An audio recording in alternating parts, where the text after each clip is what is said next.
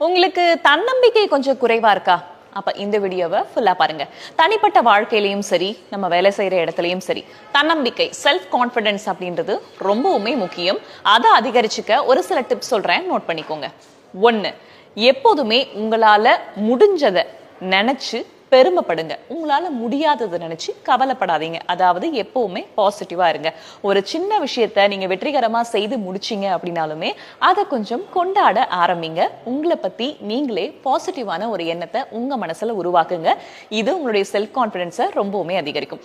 2வது, எப்பவுமே மத்தவங்க கூட உங்களை ஒப்பிட்டுக்காதீங்க.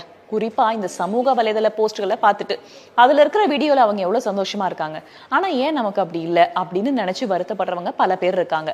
ஆனா அவங்க அவங்களுடைய வாழ்க்கையில நடந்த பாசிட்டிவான விஷயங்களை மட்டும்தான் போடுறாங்க அப்படின்றத மறந்துடாதீங்க. எல்லாருடைய வாழ்க்கையிலையும் ஏற்ற இறக்கங்கள் அப்படின்றது பொதுவானதுதான்.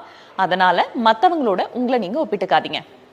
3வது, மற்றவங்களோட ஒப்பிட்டுக்காதது எவ்வளவு முக்கியமோ அதே மாதிரி எந்த ஒரு விஷயமா இருந்தாலும் அதற்கு முன் தயாரிப்பு தயாரா இருக்கிறது அப்படின்றதுமே ரொம்பவுமே முக்கியங்க. அது பிரசன்டேஷனா இருந்தாலும், எக்ஸாமா இருந்தாலும், ஈவெண்டா இருந்தாலும், வேலையா இருந்தாலும், நீங்க எல்லா விஷயத்தையும் தெரிஞ்சுக்கிட்டு தயாரா இருக்கீங்க அப்படின்னா உங்களுடைய செல்ஃப் கான்பிடன்ஸ் ஆட்டோமேட்டிக்கா பூஸ்ட் ஆயிடும். 4வது, கைண்ட்னஸ். மற்றவங்க கிட்ட நீங்க எந்த அளவுக்கு ஒரு இரக்க குணத்தோட ஒரு கைண்டா இருக்கீங்களோ அது உங்களுடைய செல்ஃப் கான்பிடன்ஸையும் பூஸ்ட் பண்றதுக்கான வாய்ப்பு இருக்கு. அந்த ரிலேஷன்ஷிப்பையும் உங்களுக்கு ஸ்ட்ராங் ஆகிறதுக்கான வாய்ப்பு இருக்கு. இப்ப நான் சொன்ன விஷயங்கள்ல இனி நான் கண்டிப்பா ஃபாலோ பண்ணுவேன்பா அப்படின்னு எதை சொல்றீங்களோ அதை கீழே கமெண்ட்ல சொல்லுங்க.